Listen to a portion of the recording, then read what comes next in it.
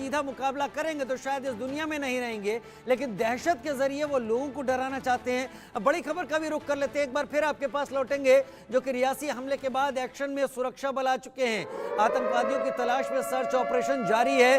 Helicopter और drone के जरिए सर्च ऑपरेशन किया जा रहा है। हमारे संवाददाता अजय जांडियाल उस जगह पर मौजूद हैं जहां से कुछ ही आगे जाकर इस बस को निशाना बनाया गया और इन ड्रोन्स को उड़ाकर लोकेशन पता करने की कोशिश की जा रही है कि जिस जगह हमला हुआ वहां से आतंकवादी किस किस जगह की तरफ निकल सकते हैं। इन ड्रोन में किस तरीके की फुटेज दिखाई पड़ रही है, किस तरीके का टेरेन दिखाई पड़ रहा है, रास्ते कहीं कोई ट्रेस अगर आ रहा है किसी का तो उसको तुरंत ही सुरक्षा बलों के जरिए देखा जा सके। उधर रियासी आतंकी हमले पर गृह मंत्री अमित शाह का एक्स पोस्ट सामने आया। आतंकी हमले की घटना से हम दुखी हैं, कायराना हमले के दोषियों को बख्शेंगे नहीं, कानून दोषियों को जरूर सजा देगा। घायलों के जल्द स्वस्थ होने की कामना करते हैं और मृतकों के परिवार के प्रति संवेदना जता रहे हैं। अमित शाह का बयान, अमित शाह का ट्वीट सामने आ गया है। इस हमले के बाद खास समय चुना गया जब प्रधानमंत्री नरेंद्र मोदी शपथ ले रहे थे। खास समय चुना गया जब शाम का वक्त था और वो खास जगह चुनी गई जो जंगल का एरिया था और वहां पर सिविलियंस को टारगेट किया गया जिनके पास अमूमन या कभी हथियार होते ही नहीं है। अजय जांडियाल मेरे साथ लगातार जुड़े हुए हैं। अजय, एक बार फिर से जंगल के उस रास्ते को दिखाइए, क्योंकि हमारे दर्शक समझना चाहेंगे कि आखिर क्यों इतना मुश्किल है इन आतंकवादियों को अभी तुरंत ढूंढ पाना। देखिए राजीव, बिल्कुल मैं आपको वो रास्ता दिखाता हूँ किस तरह से ये आतंकी जो है इस इलाके में दरअसल अपने खूनी खेल को खेलना चाहते थे। आपको आप देखेंगे ये जो इलाका है, ये दरअसल इलाका जो है वो पूरे तरीके से जंगल से घिरा हुआ है। इस तरफ अगर मैं आपको दिखाने की कोशिश करूं तो ये जो इलाका है, आप देखें ये पूरा का पूरा इलाका जो घने जंगल का इलाका है और यहाँ जिस भी ओर नजर जाती है कई किलोमीटर के इलाके में पूरे तरीके से आतंकियों ने अपने ठिकाने बना रखे हैं। और ऊपर अगर आप देखें जो जंगल के जो पहाड़ी इलाका है, इस पूरी पहाड़ी के ऊपर कई ऐसी गुफाएं हो सकती हैं जहां पर आतंकी जो है अपने पैर पसारने की प्रयास कर रहे हैं। दरअसल इन इलाकों में जो है ये सामने अगर आप देखेंगे, ये जो सामने इलाका दिख रहा है, यहीं पर ये हादसा हुआ था और नीचे जंगल है जहाँ बस गिरी थी। और पूरा का पूरा इलाका कई किलोमीटर के इलाके में जो है इसी तरह से ये पहाड़ जंगल जो है फैले हुए हैं और यहीं पर आतंकी पनाह लेकर जो है बैठे हुए थे। जो सूत्र बता रहे हैं लगभग पिछले 2 सप्ताह से ऐसे आतंकियों ने इस पूरे इलाके में रैकी की थी और यहीं पर वो कुछ लोगों के सहारे जो है अपने आप को आसरा बना, उनके आसरे से यहाँ रह रहे थे।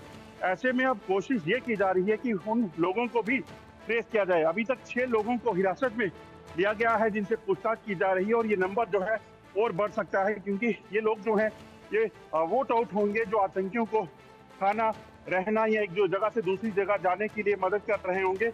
ऐसे में इन लोगों को जो है ये लोग काफी खतरनाक हैं। और आप देखिए इन घने जंगलों के भीतर जो है कई सुरक्षा बलों के जवान इस वक्त भी जो है वो गए हुए हैं और कोशिश ये कि इन जंगलों में अगर आतंकी कहीं छुपे हों तो उनको ढूंढ निकाला जा सके। अगर आपको याद हो कुछ समय पहले जब एयरफोर्स की कानवाई पर हमला हुआ था वो भी इसी तरह से ऐसे एक सुनसान इलाके में गाड़ी पहुंची और उसके बाद जो है आतंकियों ने उस गाड़ी को निशाना बनाया। ऐसा इलाका जहां पर नेटवर्क नहीं था, ऐसा इलाका जहां पर रिहायशी घर नहीं थे। यानी एक इशारा मिलता है, पूरी रेकी की जा रही है। हमले के पहले ये पता लगाया जा रहा है कि कौन सी ऐसी जगह होगी जहां से वो भी इस हमले के बाद निकल भागेंगे और मदद भी देर से पहुंचेगी। आज आप हमारे साथ बने रहिए, क्योंकि जो पीड़ित युवक हैं इस घटना के, उनका क्या कहना है वो भी सुन लेते हैं।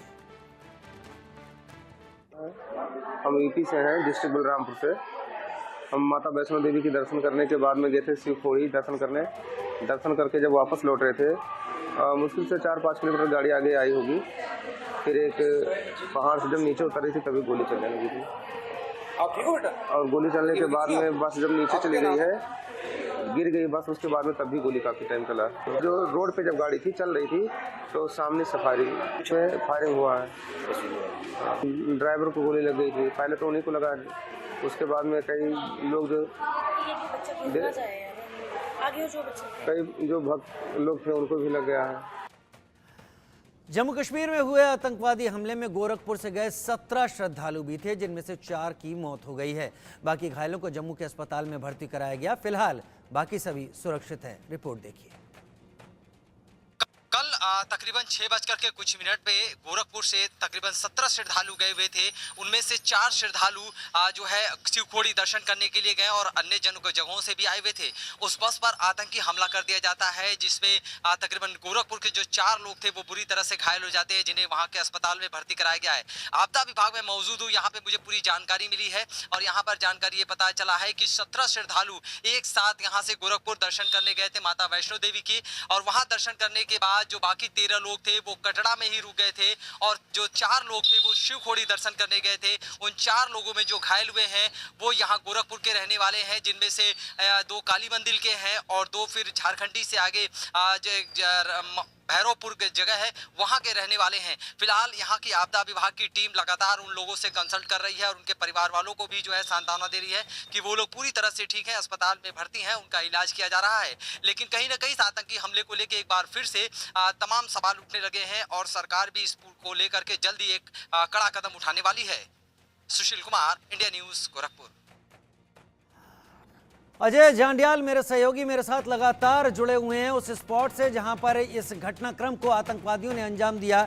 अजय, हालांकि ये बहुत बड़ी घटना है, आतंकवादी घटना है और इसके जरिए डर फैलाने की कोशिश न केवल जम्मू कश्मीर में की गई, लेकिन सुरक्षित माने जाने वाले जम्मू के इलाके में भी ये एक बड़ी घटना है।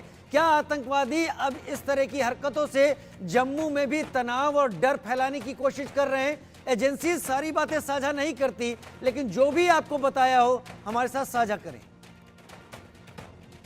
देखिए राजीव, बिल्कुल आपने सही कहा। दरअसल आतंकियों की मंशा जो है वो जम्मू कश्मीर में जो है एक बार फिर से आतंकवाद को रिवाइव करने की है।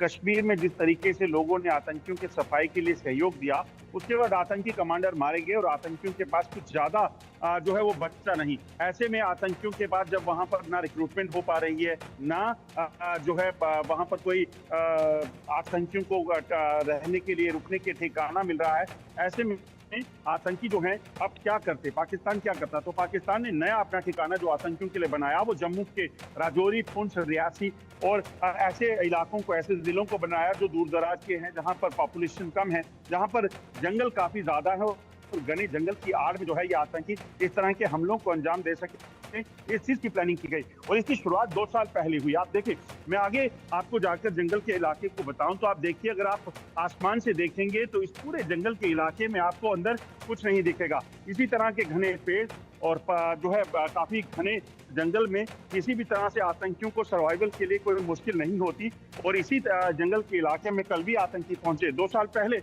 जब सबसे पहला हमला हुआ था तो वो हुआ था डीकेजी में, जहां पर सेना के जवान जब वहां पे एक जगह एम्बुश लगाकर बैठे थे, वहां पर आतंकियों ने उनको निशाना बनाया और 5 जवानों की हत्या जो है आतंकियों ने की। उसके बाद आप देखें तो कई ऐसे हमले हुए, चाहे ढांगरी में सिविलियंस की हत्या हो, चाहे वहां पर सुरनकोट में हो। इसके अलावा डीकेजी में आतंकियों ने सेना की काफिले पर हमला किया, आतंकियों ने एयरफोर्स की काफिले को निशाना बनाया। स्ट्रैटेजी जो है वो पूरी तरीके से इसी तरह की थी। ऐसा ही एक जंगल का, घने जंगल का इलाका चुना जाता है जहां पर नेटवर्क की कमी हो, ऐसा इलाका चुना जाता है जहां पर आतंकी जो है वो किसी भी तरीके से भागने में कामयाब रहें। अगर आप देखेंगे तो ये देखिए, ये तस्वीर है जो सामने सड़क है और सड़क के ऊपर अगर गाड़ी ये देखी जा रही है तो इस गाड़ी के आगे जाकर घने जंगल के इलाके में जहां पर रिहाइश ना हो, वहां पर अगर कोई वहां छुपा हो तो कैसे उसको पहचाना जाए, ऐसे इलाकों को चुना जाता है। और कल भी ऐसा ही हुआ। आतंकियों ने जैसे ही इस बस को देखा, उन्होंने पहले ही, क्योंकि इसकी जानकारी कहीं ना कहीं मिल रही थी, और आतंकियों ने इस बस को जो है निशाना बनाने का सिलसिला जो है वो शुरू किया। और जैसे ही ये बस जो है इस इलाके में पहुंची, क्योंकि जो हमें सूत्र बता रहे हैं उसके मुताबिक इन आतंकियों को पहले से कोई जानकारी दे रहा था कि ये बस शिवखोड़ी से निकल चुकी है, इस बस में कितने यात्री हैं, क्योंकि मैक्सिमम कैजुअलिटी करने के लिए उन्होंने पहले इस बस को निशाना बनाया और इस बस को निशाना बनाकर उसके बाद जब ये बस का ड्राइवर जो है जख्मी हुआ, उसके बाद बस जो है खाई में गिरी, उसके बाद उन पर बर्बरता बरसाते हुए उन जख्मी मासूम बच्चों को, महिलाओं को फायरिंग करके ज्यादा से ज्यादा नुकसान करने के प्रयास जो है इन आतंकियों ने किए, जो बताते हैं कि किस तरीके से इनको जो है वो तैयार किया गया था यहाँ बड़े नुकसान को करने के लिए।